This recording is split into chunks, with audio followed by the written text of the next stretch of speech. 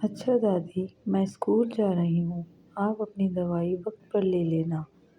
ابھی دادی ناشتہ کر کے فارغ ہوئی تو آرام سے بستر پر لیٹی تھی۔ میں نے اسکول جانے کی تیاری کر لی تھی۔ دادی کو بتانا ضروری سمجھا۔ انہیں روزانہ ہی بتا کے جاتی تھی اور وہ میرے سر پر ہاتھ پھیر کر مجھے دعائیں دیتی تھی۔ پھر دادی نے میرے سر پر ہاتھ پھیرا اور کہنے لگی، خیر سے جاؤ اور خیر سے آؤ۔ میں ان کی دعا دینے پر مسکرا دی۔ روزانہ ان کے دعا دینے پر میں عجیب سی خوشی محسوس کرتی تھی۔ اس بھری دنیا میں میرا ایک دادی کے سوا کوئی بھی سہارا نہیں تھا۔ پھر میں جلدی میں صبح 8:30 بج رہے تھے۔ گلی محلے کے تمام اسکول کے بچے یونیفارم پہن کر میرے ارد گرد سے گزر رہے تھے۔ میں مکمل نقاب میں جاتی تھی، میری آنکھیں ہی نظر آتی تھیں۔ میٹرک کرنے کے فوراً بعد ہی میں نے اسکول میں پڑھانا شروع کر دیا تھا۔ آخر گھر کی ذمہ داری، دادی کی ذمہ داری میرے کندھوں پر تھی۔ ایک کمرے کا چھوٹا سا مکان تھا جس میں اپنی دادی کے ساتھ رہتی تھی۔ امی ابو کا بچپن میں ہی انتقال ہو گیا تھا۔ وہ ایک خطرناک ایکسیڈنٹ تھا۔ اس میں معجزانہ طور پر محفوظ رہی تھی، لیکن وہ دونوں فرنٹ سیٹ پر موجود ہونے کی وجہ سے اسی وقت اس دنیا سے رخصت ہو گئے۔ دادی کے علاوہ اس دنیا میں میرا کوئی بھی نہیں تھا۔ دادی نے ہی مجھے پال پوس کر بڑا کیا تھا۔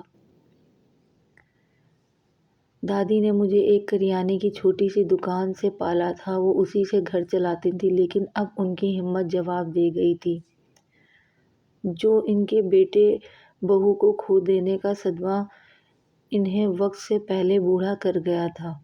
میں نے میٹرک تک تعلیم حاصل کرنے کے فوراً بعد ہی اسکول میں پڑھانا شروع کر دیا تھا۔ ساتھ ساتھ میں اپنی تعلیم آگے بھی جاری رکھے ہوئی تھی۔ اب میں نے انٹر تعلیم حاصل کر لی تھی۔ مجھے اسکول میں پڑھاتے ہوئے 2 سال ہو گئے تھے۔ اس بار بچوں کا ٹرپ گھومنے پھرنے جا رہا تھا۔ گو کہ میں ایسی جگہوں پر کبھی بھی نہیں جاتی تھی کیونکہ میری اتنی گنجائش نہیں تھی کہ میں گھومنے پھرنے کا خرچہ اٹھا سکوں۔ لیکن اس بار اسکول کے پرنسپل نے اعلان کیا کہ تمام ٹیچر اسٹاف اسکول خرچے پر بچوں کے ساتھ ٹرپ پر جائیں گے۔ میری دوست عروج، جو ہمارے محلے میں ہی رہتی تھی، میری بچپن کی دوست تھی، وہ بھی میرے ساتھ اسکول میں پڑھا رہی تھی۔ مجھے مجبور کرنے لگی کہ میں بھی اس ٹرپ پر ان کے ساتھ چلوں۔ پھر جب میں نے یہ بات دادی سے کہی تو انہوں نے بھی مجھ پر زور دیا کہ تم کہیں گھر سے باہر نہیں نکلتی، اچھا ہے تھوڑا سا دل بہل جائے گا۔ میں نے بھلا دادی کو چھوڑ کر کیسے ٹرپ پر جا سکتی تھی؟ اور شام ہونے سے پہلے سب بچوں کو بحفاظت گھر واپس لے آئیں گے۔ پھر دادی کہنے لگی، ایک دن کی تو بات ہے بیٹا، گھوم پھر کر آ جاؤ، زندگی بہت چھوٹی ہے، ایسے موقع پھر بار بار نہیں ملتے۔ شادی کے بعد تمہیں کیسا سسرال ملے، کیسا شوہر ملے، پتہ نہیں تمہارے نصیب میں آگے کیا لکھا ہے۔ میں ان کی بات پر مسکرا دی اور کہنے لگی، دادی میں آپ کو چھوڑ کر کبھی نہیں جاؤں گی، مجھے کوئی شادی وادی نہیں کرنی۔ پھر دادی نے ایک گہری سانس لی اور کہنے لگی، بٹیا تو اپنے گھر میں ہی اچھی لگتی ہے، بس میری کمیٹی اگلے سال نکلے گی تو تجھے اپنے گھر کا کر دوں گی، جو بھی مجھ غریب سے ہوگا تجھے جہیز میں دے دوں گی۔ انہوں نے میری شادی کے نام پر ایک کمیٹی ڈال رکھی تھی جو 2-3 لاکھ کی تھی۔ میں اپنی بھولی دادی کو کیسے سمجھاتی کہ آج کل 2-3 لاکھ میں شادی نہیں ہو سکتی، شادی کے لیے تو 15 سے 20 لاکھ روپے چاہیے ہیں، تب جا کر کسی کی بیٹی کا گھر بستا ہے اور وہ رخصت ہوتی ہے۔ لیکن میں نے اس کی مایوسی کو نہیں بڑھانا چاہتی تھی، اسی لیے ان کی باتوں پر مسکرا دی۔ پھر دوسرے دن میں اپنی الماری کھول کر کپڑے دیکھنے لگی جو میں نے ٹرپ پر پہن کر جا سکوں، لیکن پھر میں نے فیصلہ کیا میں اپنا عبایا ہی پہن کر چلی جاؤں گی، اس سے میرے پرانے کپڑوں کا بھرم تو رہ جائے گا۔ 2 سال پہلے میں نے اپنے 2 سوٹ بنوائے تھے، وہی اب تک سنبھال کر رکھے ہوئے تھے، دھو دھو کر ان کا رنگ بھی تبدیل ہو چکا تھا۔ پھر 3 دن بعد سب بچے اپنے اپنے گھروں سے تیار ہو کر اسکول پہنچ چکے تھے۔ عروج نے مجھے غصے سے دیکھا کیونکہ اس نے مجھے کہا تھا کہ اپنے گھر کے کپڑے پہن کر آنا، پر میں ابائی میں چلی گئی۔ یہ اس بات پر مجھ سے بہت خفا ہوئی، لیکن پھر میں نے اسے سمجھایا کہ مجھے پردے میں رہنا اچھا لگتا ہے، اس لیے میں نے گھر کے کپڑے نہیں پہنے۔ پرنسپل نے سب اسکول کے بچوں کو ایک پارک میں لے جانے کا فیصلہ کیا تھا۔ پارک بہت ہی بڑا تھا، اس میں ہرے بھرے درخت اور خوبصورت پودے بھی لگے ہوئے تھے۔ میں یہاں کی ہریالی دیکھ کر خوش ہو گئی اور میں عروج کے ساتھ ایک درخت کے نیچے کھڑی تھی۔ پھر عروج مجھ سے کہنے لگی، میں ابھی آتی ہوں، سموسے لے کر، میں تھوڑی دیر انتظار کرو۔ وہ یہ کہہ کر وہاں سے چلی گئی۔ درخت کے نیچے اکیلی ہی کھڑی تھی۔ ابھی چند منٹ ہی گزرے تھے کہ جب مجھے ایسا محسوس ہوا جیسے کسی نے مجھے پکارا ہو۔ میں حیران ہو کر ادھر ادھر دیکھنے لگی۔ ٹیچر تو مجھ سے بہت فاصلے پر کھڑی تھی، لیکن یہ آواز بھی مردانہ تھی۔ اب مجھے بڑا عجیب لگا۔ میں اس درخت کو دیکھنے لگی۔ یہ بہت پرانا درخت معلوم ہوتا تھا۔ اگر اس کی شاخوں میں کوئی انسان چھپے تو شاید نظر بھی نہ آئے۔ مجھے ایسا محسوس ہوا جیسے میرے سر میں درد کی شدید لہر اٹھی ہو۔ میں ایک دم سے اس درخت سے ہٹ کر دور جا کر کھڑی ہو گئی۔ عروج سموسے لے کر آ گئی۔ پھر میری بدلتی رنگت دیکھ کر عروج پوچھنے لگی کہ کیا ہوا تمہیں ایک دم سے؟ تمہیں تو میں ابھی بالکل ٹھیک چھوڑ کے گئی تھی، تمہارے چہرے کی رنگت کیوں بدل گئی؟ وہ کہنے لگی، تمہاری خوبصورت آنکھوں کو کسی کی نظر لگ گئی۔ میں جانتی تھی کہ میری آنکھیں بہت خوبصورت ہیں۔ اکثر لوگ اس بات کا ذکر میرے سامنے کر چکے تھے۔ سب لوگ ہی میری آنکھوں کی تعریف کرتے تھے کیونکہ یہ بالکل میری امی جیسی تھی، گہری سیاہ کالی آنکھیں اور گھنی پلکیں۔ میں خود بھی کبھی جب اپنے آپ کو آئینے میں دیکھتی تو مجھے اپنے چہرے پر سب سے خوبصورت میری آنکھیں ہی نظر آتی تھیں۔ میں عروج سے کہنے لگی کہ نہ جانے ایک دم سے کیا ہوا، میرے سر میں شدید درد ہو گیا ہے۔ وہ کہنے لگی، ارے تمہیں اپنی دادی کی فکر ہو رہی ہے، جبھی تو ہر وقت ان کے بارے میں سوچتی رہتی ہو۔ چلو آج کا دن انجوائے کرنے کا ہے، دیکھو سارے بچے کتنے خوش لگ رہے ہیں۔ تھوڑی دیر بعد میں بھی سب کے ساتھ بھول بھال کر بچوں کو دیکھنے لگی۔ جب شام کو واپس گھر آئی تب بھی مجھے اپنی طبیعت ٹھیک محسوس نہ ہوئی تھی۔ عجیب سا بوجھ تھا جو میں اپنے کاندھوں پر لے کر محسوس کر رہی تھی۔ دوسری صبح تیار ہونے لگی۔ جیسے ہی اپنے آپ کو آئینے میں دیکھا تو میری آنکھیں بہت خالی خالی بے رونق لگ رہی تھیں۔ پھر میں نے ان میں کاجل لگانے لگی، تبھی پیچھے سے ایک دم آواز آئی، ماشاء اللہ! میں فوراً ہی پلٹی۔ دادی کا تو یہاں نام و نشان بھی نہیں تھا۔ ویسے بھی صبح کے وقت وہ ناشتہ کرنے کے بعد تھوڑی دیر چہل قدمی کرتی تھی۔ میں تو ویسے نہیں گھر کے کسی کام کاج کو ہاتھ نہیں لگانے دیتی تھی، اسی لیے سارا کام گھر کا کر کے جاتی تھی۔ لیکن اچانک آنے والی آواز پر میں بری طرح چونک گئی۔ میں نے خود اپنے کانوں سے یہ آواز سنی تھی۔ سبھی جلدی جلدی اپنی تیاری مکمل کی اور دادی کو بتا کر گھر سے باہر نکلی۔ اسکول میں بھی میں پورا دن پریشان رہی تھی۔ نہ جانے میرے ساتھ یہ کیا عجیب و غریب ہو رہا تھا۔ کبھی ایسے لگتا جیسے کوئی میرا نام لے کر پکار رہا ہے، تو کبھی کانوں میں سرگوشی سی سنائی دیتی۔ میرے چہرے پر ہوائیاں اڑتے دیکھ کر عروج نے بھی 2-3 دفعہ مجھ سے پوچھا کہ آج کل تمہیں کیا ہو رہا ہے؟ تم اچانک ہی بیٹھے بیٹھے چونک جاتی ہو۔ اب میں اسے کیا بتاتی کہ میرے ساتھ کیا ہو رہا ہے؟ اگر میں اسے سچائی بتا بھی دیتی تو وہ مجھے نفسیاتی سمجھتی کہ شاید اس کا دماغ اپنی جگہ پر نہیں ہے، تبھی تو یہ ایسی الٹی سلٹی باتیں کر رہی ہے۔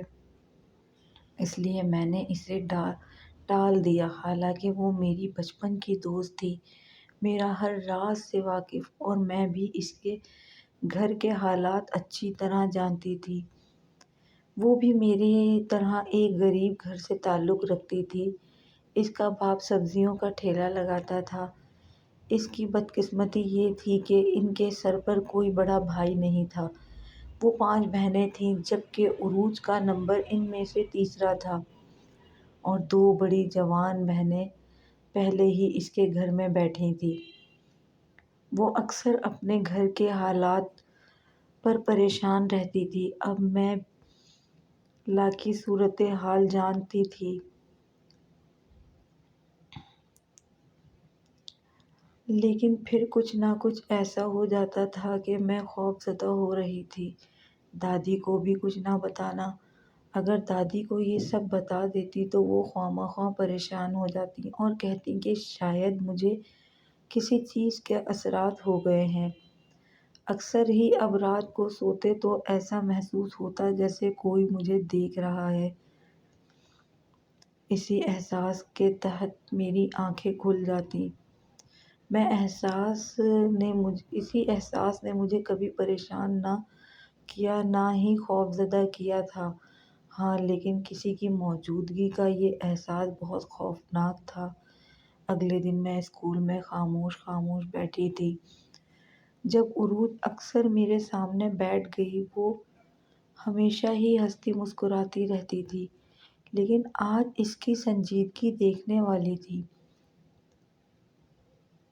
میں جانتی تھی کہ وہ اپنے کزن کو پسند کرتی ہے اور اسی سے شادی کرنا چاہتی ہے۔ اچھا، میں نے اس سے اس کی اداسی کا سبب پوچھا تو وہ کہنے لگی، گھر کے حالات بہت خراب ہوتے جا رہے ہیں، بڑی باجی کو بھی منگنی ٹوٹ گئی ہے، ایسے لگتا ہے کہ ہمارے گھر کے حالات کبھی ٹھیک نہیں ہوں گے۔ وہ اکثر ہی مایوسی کی باتیں کرتی رہتی تھی۔ میں اسے کہنے لگی، دیکھو، پریشان نہیں ہوتے، اللہ سے نا امید نہیں ہوتے، اللہ سے نا امید ہونا کفر ہے، اس لیے اپنے دل کو چھوٹا نہ کرو، تمہارے گھر کے حالات بھی کبھی نہ کبھی بدل ہی جائیں گے۔ پھر وہ مجھ سے کہنے لگی، اب میں اپنے گھر کے حالات خود ہی بدلنے کا فیصلہ کیا ہے، لیکن اس کے لیے میں ایک بہت بڑا کام کرنے والی ہوں۔ میں اس کی بات پر حیران رہ گئی۔ کیسا کام؟ پوچھنے لگی۔ اس کے لہجے میں ایک سنجیدگی اور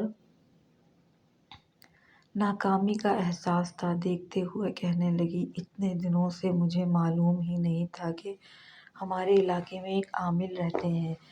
ہمارے محلے کی عورتیں کہہ رہی تھیں کہ اس عامل کے پاس عورتوں کا بہت اچھا علاج ہے اور بہت آنا جانا ہے، وہ بڑے بڑے مسئلے چٹکیوں میں حل کر دیتے ہیں۔ میں اس کی باتیں سن کے بڑی حیران ہوئی کہ تم کب سے ان عاملوں پہ یقین کرنے لگی؟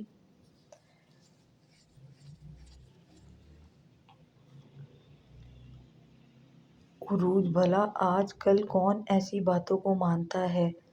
تم ہرگز اس عامل کے پاس نہیں جاؤ گی۔ اس نے میرا ہاتھ تھام لیا اور کہنے لگی، امی بھی ایسے ہی منع کر رہی ہیں، لیکن تم میرا ساتھ دو۔ میرو، میرا نام میرو ہے۔ دیکھو، تم میری سب سے اچھی دوست ہو، تمہیں اپنے دل کی ہر بات بتاتی ہوں۔ اگر آج تم نے میرا ساتھ نہیں دیا تو میں بھی کل تمہارے کسی کام نہیں آؤں گی، اور اگر آج تم نے میرا ساتھ دیا تو کل میں بھی تمہارے کام آؤں گی۔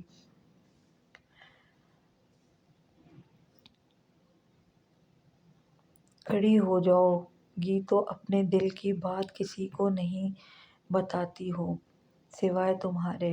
اب تمہیں ہی میرا ساتھ دینا ہوگا۔ اب مجھے وہ دوستیوں کے واسطے دینے لگی۔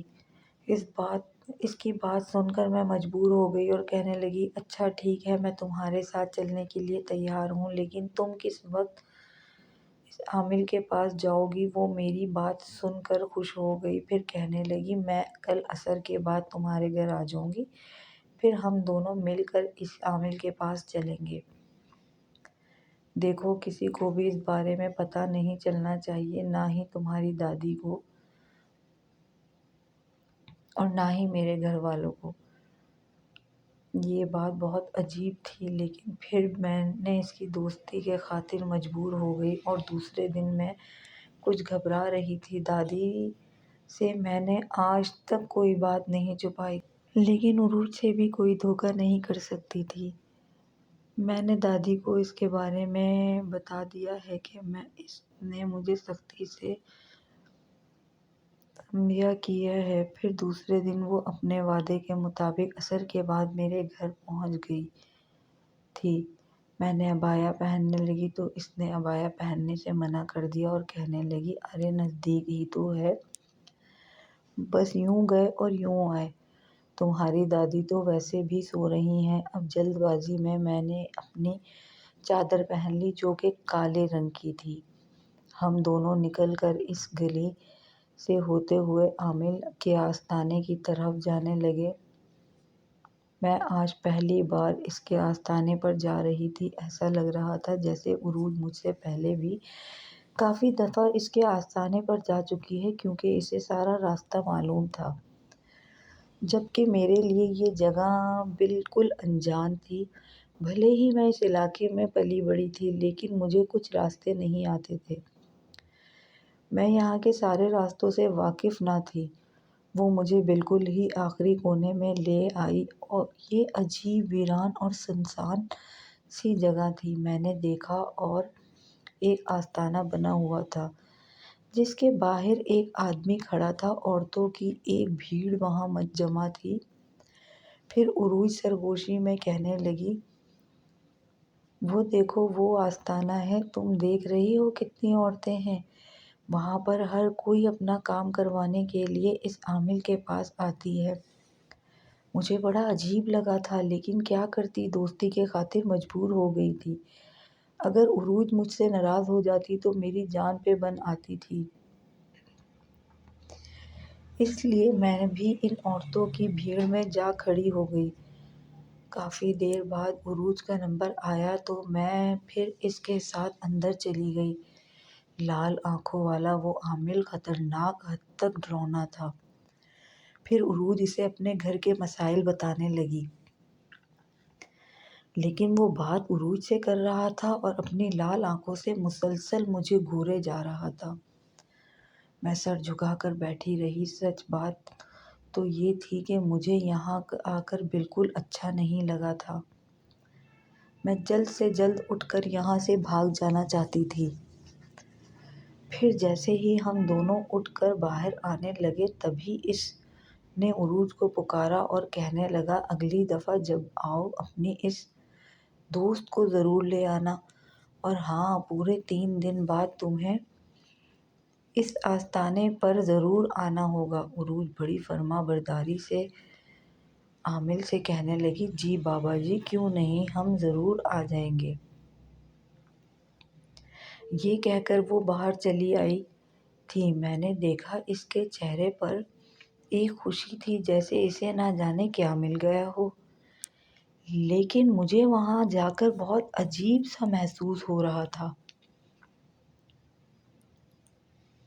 پھر وہ وہاں سے خوشی خوشی راستے میں مجھے بتانے لگی کہ بابا نے کیا کہا کہ جلد ہی وہ سارے معاملات حل کر دیں گے، میری بہنوں کے رشتے بھی ہو جائیں گے اور گھر کے حالات بھی، کہیں نہ کہیں پیسوں کا بھی بندوبست ہو ہی جائے گا۔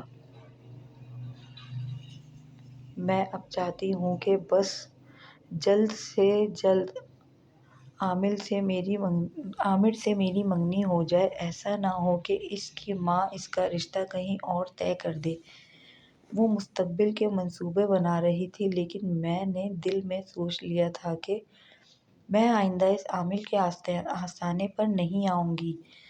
اس کی لال لال آنکھوں سے مجھے عجیب سی الجھن محسوس ہو رہی تھی۔ پھر اس رات سوئی تو اچانک ایسا محسوس ہوا جیسے کوئی میرے بالوں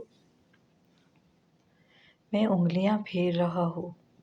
جیسے ہی چونک کر اٹھی تو خوف سے تھر تھرا گئی، کیونکہ میرے لمبے بال، میری چوٹی جو میں خود اپنے ہاتھوں سے بنا کر روزانہ رات کو سوتی تھی، میرے سارے بال کھلے ہوئے تھے اور چہرے پر بکھرے ہوئے تھے۔ میں حیران رہ گئی، ان بالوں کو تو میں نے اپنے ہاتھوں سے پیچھے کر کے لپیٹا تھا۔ پھر میں نے اپنے بال اپنے ہاتھوں سے پیچھے ہٹائے اور یہ سوچنے لگی، یہ سب کس نے کیا؟ کیا واقعی سچ مچ میرے قریب کوئی موجود تھا، یا سوچ میرے رونگٹے کھڑے ہو گئے؟ میں پوری رات نہ سو سکی تھی۔ بڑی مشکل سے صبح اسکول پہنچ کر بار بار مجھے خیال آتا رہا، جس طرح عروج نے اس عامل کے پاس اپنے مسائل لے کر جاتی ہے، اسی طرح میں بھی اس عامل کے سامنے ان باتوں کا ذکر کروں جو کافی دنوں سے میرے ساتھ پیش آ رہے ہیں۔ لیکن پھر عروج یہ سوچ کر پیچھے ہٹ جاتی کہ یہ سب ایک وہم کے سوا کچھ بھی نہیں ہو سکتا۔ رات کو میں نے یہ چوٹی بالکل ڈھیلی باندھ دی ہو اور اسی وجہ سے وہ سوتے ہوئے کھل گئی ہو۔ میں اس بات کا ذکر کسی سے نہیں کروں گی، سب لوگ مجھے پاگل سمجھنے لگیں گے۔ پھر 3 دن گزر گئے۔ عروج پھر مجھے وہیں جانے پر اصرار کر رہی تھی۔ میں اسے اکتا کر کہنے لگی، دیکھو تم اکیلی چلی جاؤ، وہاں جا کر مجھے بالکل اچھا محسوس نہیں ہو رہا تھا۔ وہ عامل کی خوفناک آنکھیں جو مسلسل مجھے دیکھے جا رہی تھیں۔ عروج شرارت سے کہنے لگی، ارے اس نے تو پہلے ہی 2 شادیاں کر رکھی ہیں، لگتا ہے وہ تمہاری آنکھوں کا دیوانہ ہو گیا ہے۔ اس کی یہ عجیب و غریب بات سن کر مجھے نہایت ہی غصہ آیا۔ میں اسے کہنے لگی، تم نے ایسا سوچا بھی کیسے؟ اس کی شکل دیکھی ہے، کس قدر خوفناک ہے۔ شیطان صفت آدمی تمہیں ہی کام کا لگتا ہے، مجھے نہیں۔ میں ہرگز تمہارے ساتھ نہیں جاؤں گی۔ لیکن پھر وہ میری منت سماجت کرنے لگی، دیکھو میرب، اگر تم میرے ساتھ نہیں گئی تو میں اکیلی وہاں کیسے جاؤں گی؟ تم جانتی ہو نا وہ آستانہ کتنی دور ہے۔ اگر ابو نے مجھے اکیلا جاتے ہوئے دیکھ لیا تو وہ میرا بہت برا حشر کریں گے۔ ایک بار پھر سے وہ مجھے لپٹاؤ میں لے کے راضی کر چکی تھی، لیکن میں نے سوچ لیا تھا کہ اس بار میں عروج کے ساتھ اندر نہیں جاؤں گی، بلکہ باہر ہی موجود عورتوں کے ساتھ ہی کھڑی رہوں گی۔ یہ بات میں نے عروج سے کہی تو وہ اس بات پر راضی ہو گئی۔ پھر عروج اندر چلی گئی اور میں عورتوں کی بھیڑ میں کھڑی رہی۔ جب اس عامل کا مرید میرے پاس آیا اور سرگوشی میں کہنے لگا، چلو بی بی اندر، تمہاری سہیلی تمہیں بلا رہی ہے۔ اب میں حیران ہو گئی، غصہ بھی آیا کہ عروج نے مجھے اندر کیوں بلایا ہے۔ جیسے ہی اندر گئی تو عامل کے چہرے پر مجھے دیکھ کر ایک مسکراہٹ آ گئی تھی۔ پھر عروج سے کہنے لگا، اسی لڑکی کی خاطر تو میں تمہارا کام کر رہا ہوں۔ سب سے پہلے یہ لڑکی کون ہے؟ اور وہ میرے بارے میں سوال کر رہا تھا۔ اس کی آنکھوں سے مجھے بہت الجھن ہو رہی تھی۔ پھر عروج کہنے لگی، عامل صاحب، یہ لڑکی بہت غریب اور یتیم ہے، اسے اس کی دادی نے پالا ہے۔ وہ میرے بارے میں مکمل تفصیل بتا رہی تھی۔ لیکن آخر عامل میرے اندر اتنی دلچسپی کیوں لے رہا تھا؟ مجھے یہ بات سمجھ نہیں آ رہی تھی، اور اب یہ باتیں مجھے خوف زدہ کر رہی تھیں۔ پھر راستے میں عروج نے مجھے بتانے لگی کہ عامل تمہارے بارے میں بہت تفصیل لے رہا تھا، تفصیل سے پوچھ رہا تھا۔ ایسے لگتا ہے جیسے وہ تمہاری خوبصورت چہرے اور آنکھوں کا دیوانہ ہو گیا ہے۔ اس کی یہ بات مجھے بہت ناگوار گزری۔ پھر میں غصے سے اسے کہنے لگی تمہاری یہ باتیں مجھے بالکل اچھی نہیں لگتی۔ اگر تم نے ایسی ہی بکواس باتیں مجھ سے کرنی ہیں تو پلیز مجھ سے دوستی ختم کر دو۔ تو پھر وہ بڑے عجیب انداز میں کہنے لگی ارے میں تو تمہارا بھلا کروا رہی ہوں۔ دیکھو یہ عامل بہت پیسے والا آدمی ہے، پہلے بھی اس کی 2 شادیاں کر رکھی ہیں۔ وہ دونوں عورتیں راج کر رہی ہیں۔ اگر تم اس بات پر غور کرو گی تو تم بھی راج کر سکتی ہو۔ دولت ہی دولت، اس دنیا میں سب کچھ پیسہ ہے۔ اب ہماری حالت دیکھ لو، ہم ساری بہنیں کس قدر غریب غربت میں پل رہی ہیں۔ پھر تمہیں تو اللہ خوبصورتی بھی عطا کر رکھی ہے، تمہاری کوئی بھی دیوانہ ہو سکتا ہے۔ میں جھٹ سے کہنے لگی تم نے اپنے لیے تو اس خوبصورت کزن کا سوچ رکھا ہے اور میرے لیے یہ بوڑھا عامل ہی رہ گیا ہے۔ ہرگز نہیں، میں کبھی مر کر بھی اس کے بارے میں ایسا نہیں سوچ سکتی۔ اب آئندہ تم اس سے کوئی بات نہیں کرو گی اور نہ ہی تمہارے ساتھ اس عامل کے پاس جاؤں گی۔ میں فیصلہ کر کے گھر آ گئی تھی، لیکن عروج میری منتیں کرنے لگی تب بھی میرے دل پر اس کا کوئی اثر نہ ہوا تھا۔ رات کو مجھے بہت غصہ آ رہا تھا، پھر بھی میں بستر پر لیٹ کر سوچنے لگی کہ اس نے ایسا سوچا بھی کیسے۔ اس عامل کی لال لال آنکھیں جو ہر وقت مجھے ہی دیکھتی رہتی تھیں، اس کا مطلب کہ ضرور اس نے عروج سے میرے بارے میں کوئی بات کی ہوگی۔ دوسرے دن عروج اسکول میں مجھ سے بات کرنے لگی۔ وہ کوشش کرتی رہی، اس کی لاکھ کوشش کرنے پر میں نے اس سے بات نہیں کی، مکمل اس سے قطعی تعلق کر لیا تھا۔ پھر آخر کار میں اس سے بات کرنے پر مان گئی۔ اس کے ساتھ عامل کے آستانے پر نہیں جاؤں گی۔ وہ میری بات سن کر راضی ہو گئی۔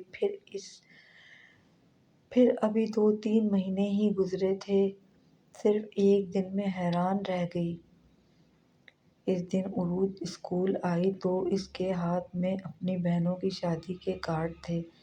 پھر وہ خوشی خوشی کہنے لگی آخر کار وہ دن آ ہی گیا، شادی ہو جائے گی اور میرے گھر کے حالات خراب ہو جائیں گے۔ میں اس سے بڑی ناراض اور خفا ہوئی کہ تم نے مجھے کچھ بتایا ہی نہیں۔ کہنے لگی یہ سب اسی عامل کا کمال ہے، انہوں نے کچھ ایسا کیا کہ میرے بابا کی گاؤں کی زمین بک گئی اور ہمارے سب کے رشتے ہونے لگے۔ اچھا چلو آؤ ان عامل صاحب کے پاس کارڈ دینے چلتے ہیں۔ اس کے لاکھ اصرار کرنے پہ میں راضی ہو گئی۔ اس نے مجھے ایک گھر کے پاس لے جا کے کھڑا کر دیا۔ کہنے لگی یہ انہی کا گھر ہے۔ میں راستے میں سوچ رہی تھی پتہ نہیں کیوں میں اس کے ساتھ آ گئی۔ وہ عامل تھا جس کی لال لال آنکھوں میں شیطانیت صاف مجھے دکھائی دے رہی تھی۔ پھر بھی میں آ گئی، لیکن میں آ گئی۔ اب اس نے مجھے لے جا کے ایک کمرے میں بٹھا دیا اور بہت دیر ہو گئی، نہیں کوئی آ رہا تھا۔ پھر اس نے بولا تم رکو میں دیکھ کر آتی ہوں، اور وہ وہاں سے اچانک سے غائب ہو گئی۔ ایک دم اچانک سے میں نے پلٹ کر دیکھا تو عامل آ چکا تھا اور میں اس کو آواز لگا رہی تھی عروج عروج عروج، یہ آواز سننے کے لیے تیار ہی نہیں تھی۔ عامل نے میرا بازو پکڑ لیا، دبوچ لیا، کہنے لگا تمہاری دوست دھوکے سے تمہیں یہاں لے کر آئی ہے کیونکہ اس نے اپنا کام کروانے کے بدلے تمہیں میرے حوالے کرنے کا وعدہ کیا تھا۔ آج دیکھو اس نے اپنا وعدہ پورا کر دکھایا۔ یہ خوفناک انکشاف سن کر تو جیسے میرے حواسوں میں نہ رہی اور مجھے بڑا ہی عجیب سا ہوا کہ یار عروج تو میری بچپن کی سہیلی تھی، میرے ساتھ ایسا بھی کر سکتی ہے۔ پھر میں غصے سے اسے کہنے لگی تم اپنے شیطانی ارادوں میں کبھی کامیاب نہیں ہوگے، میں تمہیں چھوڑوں گی نہیں، میں تمہیں چیخ چیخ کر پورا محلہ اکٹھا کر لوں گی۔ اس نے بولا یہاں سننے والا تمہاری کوئی بھی نہیں، میں اسی لیے تمہیں یہاں بلوایا ہے تاکہ میں اپنی خواہش، اپنی ہوس پوری کر سکوں اور اس کے بعد تمہیں شادی کے لیے راضی کر سکوں اور تم سے شادی کر سکوں۔ اس کے ارادے بہت شیطانی تھے، لیکن مجھے ایسا لگا جیسے آج میں اپنا سب کچھ کھو دوں گی، اپنی عزت، دادی کا بھروسہ، سب کچھ کھونے والی تھی۔ میرے ساتھ ساتھ یہ سب کروانے والی کوئی اور نہیں بلکہ میری سہیلی تھی، میری بچپن کی ایسی دوست جس کے اوپر میں اپنی جان چھڑکتی تھی۔ میں جیسے صدمے میں ہی چلی گئی، صدمے سے باہر بھی نہ آئی تھی کہ اچانک دروازے پر دستک ہوئی۔ اندر میں دستک ہوئی۔ عامل حیران تھا کہ اس وقت آنے والا کوئی نہیں تھا، کون آ سکتا ہے؟ اس اجنبی کے پاس جا پہنچی۔ ایک اجنبی دروازے پر دستک دے رہا تھا۔ میں اس اجنبی کے پاس جا پہنچی اور زور زور سے کہنے لگی، ہاتھ جوڑ کر کہنے لگی، خدا کے لیے مجھے اس شیطان سے بچاؤ، یہ میری عزت لوٹنا چاہتا ہے، مجھے برباد کرنا چاہتا ہے۔ میں زاروں قطار روتے ہوئے اس سے فریاد کر رہی تھی۔ اچانک ہی اس آدمی نے عامل کو گریباں سے پکڑ لیا اور کہنے لگا، آج کے بعد تو پھر کسی عورت کو نہیں تنگ کرے گا۔ یہ کہتے ہی اس نے اس کی ایک جھٹکے میں ہی ٹانگ توڑ ڈالی۔ میں اس کی اس طاقت پر حیران رہ گئی۔ اب وہ میرا ہاتھ تھام کر مجھے باہر لے آیا تھا۔ میں نے بڑی مشکل سے اپنی چادر اوڑھی۔ کسی منہ سے میں اپنی گلی میں اور اپنی دادی کے پاس جاؤں گی۔ میں سسک کر رونے لگی۔ ایک درخت کے نیچے گھٹنوں میں منہ چھپا کر بیٹھ گئی۔ ابھی تک مجھے یقین نہیں آ رہا تھا کہ یہ سب عروج نے میرے ساتھ کیا ہے۔ مجھے یوں روتا دیکھ کر سامنے کھڑا اجنبی نوجوان کہنے لگا، اب رونے کا کیا فائدہ؟ نہیں کسی پر اندھا یقین کرتے۔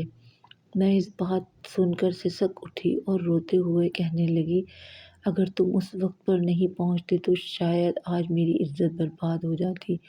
تبھی وہ میرے سامنے بیٹھا اور مسکرانے لگا، میرے ہوتے ہوئے تمہیں کبھی کچھ ایسا نہیں ہو سکتا، کیونکہ میں ہوں نا تمہاری حفاظت کرنے کے لیے۔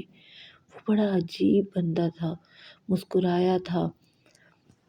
میں اس کی بات سن کر حیران رہ گئی تھی۔ وہ کہنے لگا، ہاں یہ بات سچ ہے کہ تم کبھی اپنے آپ کو اکیلا مت سمجھنا، ہر وقت تمہارے ساتھ ہوں، کیونکہ تمہارا محافظ ہوں۔ کون ہو تم؟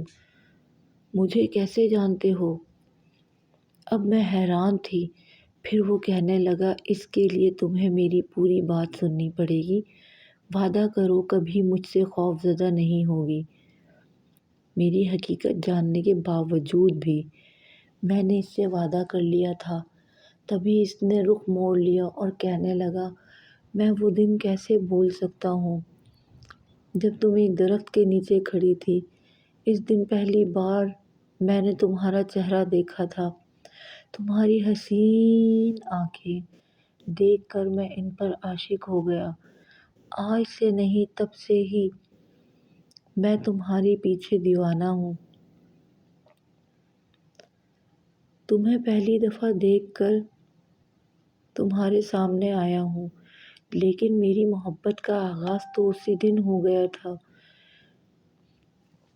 جب میں نے تمہیں پہلی دفعہ دیکھا تھا، جہاں پر تم کھڑی تھی، اپنی سہیلی سے ہنس ہنس کر باتیں کر رہی تھی۔ میں خوف زدہ لہجے میں کہنے لگی، کون ہو تم؟ حالانکہ مجھے کچھ اندازہ ہو گیا تھا کہ یہ کون ہے۔ تبھی اس کے چہرے کے تاثرات پلٹتے ہوئے وہ سرگوشی سے کہنے لگا، ہوں تمہارا عاشق جن ذات، جو آج سے نہیں کئی سالوں سے تمہارے پیچھے ہوں۔ میں اسے دیکھ کر خوف سے تھر تھرا کر کانپ اٹھنے لگی۔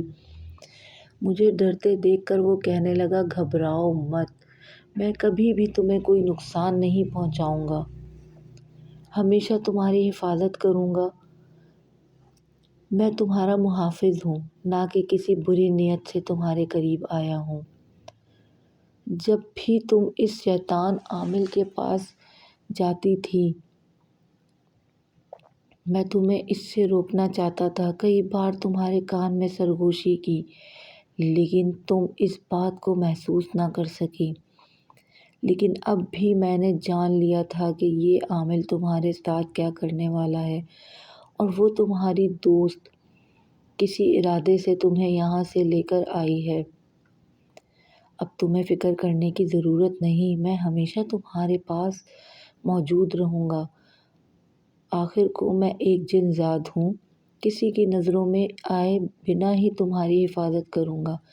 اس کی آنکھوں میں میرے لیے محبت تھی، نہ جانے اس میں ایسا کیا جادو کیا کہ میں بھی اس کی آنکھوں میں گھوم گئی۔ کسی کی موجودگی کا احساس اب مجھے بہت حفاظت دے رہا تھا۔ میں لٹی پٹی حالت میں بڑی مشکل سے گھر پہنچی تھی، لیکن جن ذات کی وجہ سے کسی کو بھی اس حادثے کے بارے میں پتہ نہ چلا۔ لیکن دوسرے دن پوری بستی میں یہ بات پھیل گئی تھی کہ عامل ایک حادثے میں اپنی ٹانگ گنوا بیٹھا ہے، وہ معذور ہو گیا ہے۔ میں جانتی تھی کہ اس نے اپنے کیے کی سزا پائی ہے۔ وہ مجھے جیسی یتیم لڑکی کی عزت لوٹنا چاہتا تھا، زبردستی مجھ سے شادی کرنا چاہتا تھا۔ اس کا انجام یہی ہونا تھا۔ جن ذات کا شکر ادا کرنا چاہتی تھی جس نے میری مدد کی تھی۔ اب میں اس کا انتظار کرنے لگی، لیکن وہ میرے سامنے نہ آیا تھا۔ میں نے اپنے آپ کو آئینے میں دیکھا۔ میری خوبصورت آنکھیں کاجل سے خالی تھیں۔ مجھے سوائے کاجل کے کسی اور چیز لگانے کا کوئی شوق نہیں تھا۔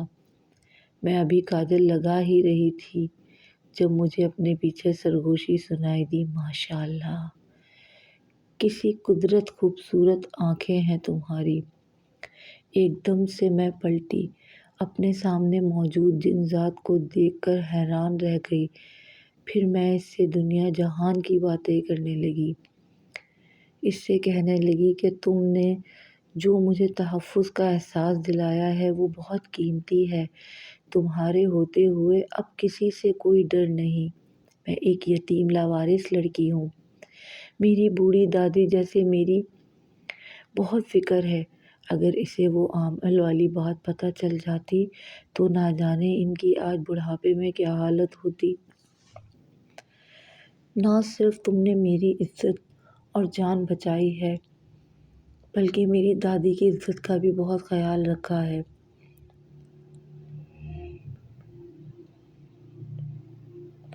اب مجھے اس سے کوئی خطرہ نہیں، کیونکہ وہ بے بس ہو کر بستر سے جا لگا ہے۔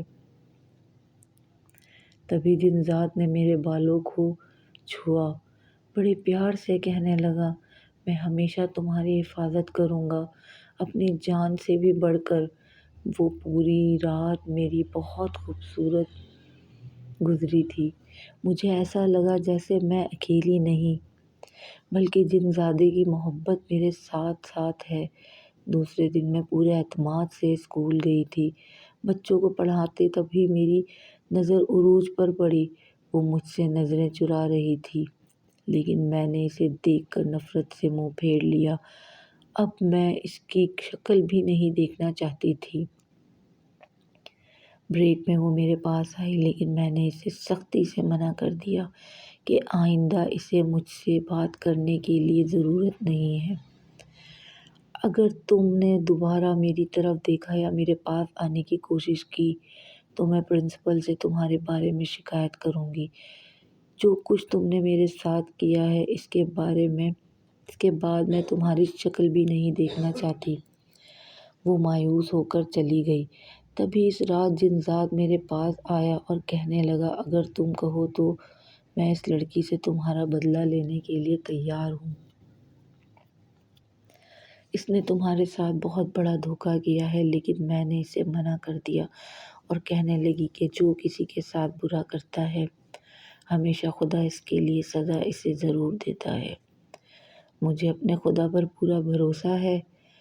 پھر جن ذات کہنے لگا، میں بھی اپنے قبیلے کے ساتھ پہلے ایک جنگل میں رہتا تھا، لیکن پھر ہمارے پورے قبیلے میں ایک بہت بڑا سانحہ ہو گیا۔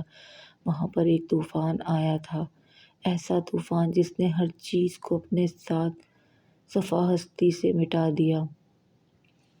میں بڑی مشکل سے اپنی جان بچا کر انسانوں کی دنیا میں چلا آیا۔ پہلے میں ایک ویران سے گھر میں رہتا تھا، لیکن پھر انسانوں کو میرے بارے میں پتہ چل گیا اور مجھے وہاں سے تنگ کر کے بھگانے لگے۔ یوں ناچار میں اس جگہ کو چھوڑ کر ایک درخت پر رہنے لگا۔ وہ درخت ہی میرا ٹھکانہ تھا، لیکن تمہارے خاطر ایک بار پھر سے میں نے یہاں اس علاقے میں ایک خالی گھر میں آباد ہو گیا ہوں۔ جب بھی ہر بار تمہارے سامنے سے ملنے، تمہیں دیکھنے یہاں آ جاتا ہوں۔ وہ اکثر ہی مجھ سے اپنے دل کی بات کرتا رہتا تھا اور میں اسے اپنے بچپن کی باتیں بتاتی تھی۔ کس طرح جب میرے ماں باپ زندہ تھے تو میں کیسے اپنی زندگی جی رہی تھی۔ میرے پاس خوشیاں تھیں، رونقیں تھیں، لیکن ماں باپ کے جاتے ہی وہ سب کچھ ختم ہو گیا۔ پھر ایک دن دادی مجھے دیکھ کر کہنے لگیں، آج کل تمہارے چہرے پر بہت خوشی رہنے لگی ہے، ایسا کیا راز ہے؟ مجھے بھی بتاؤ۔ لیکن میں گھبرا گئی۔ کیا اب میرے چہرے پر یہ تحریر چھپ گئی ہے کہ ایک جن ذات وہ میرا عاشق ہے جو میری حفاظت کرتا ہے؟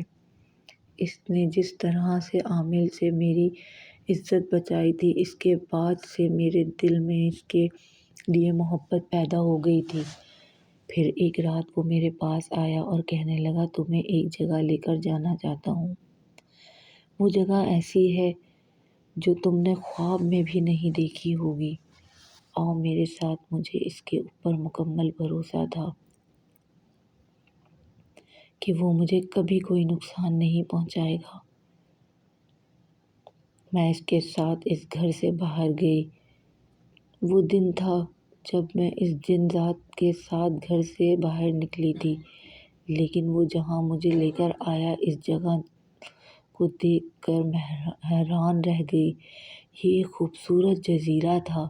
اس جزیرے کے ایک طرف خوبصورت جنگل تھا اور دوسری طرف پانی میں اس حسین نظارے کو دیکھ کر اشک کر اٹھی۔ پھر جن زادہ سرگوشی میں کہنے لگا، تمہیں یہ نظارہ کیسا لگا؟ میں خوش ہو کر کہنے لگی، یہ نظارہ میری سوچ سے بھی زیادہ حسین ہے۔ پھر وہ کہنے لگا، یہی ہماری دنیا ہے۔ یہاں صرف تمہیں میں دکھائی دے رہا ہوں، کیونکہ میں نے خود کو تمہارے سامنے ظاہر کیا ہے، لیکن حقیقت بات تو یہ ہے کہ یہاں میرے علاوہ بہت سے جنات و آباد ہیں۔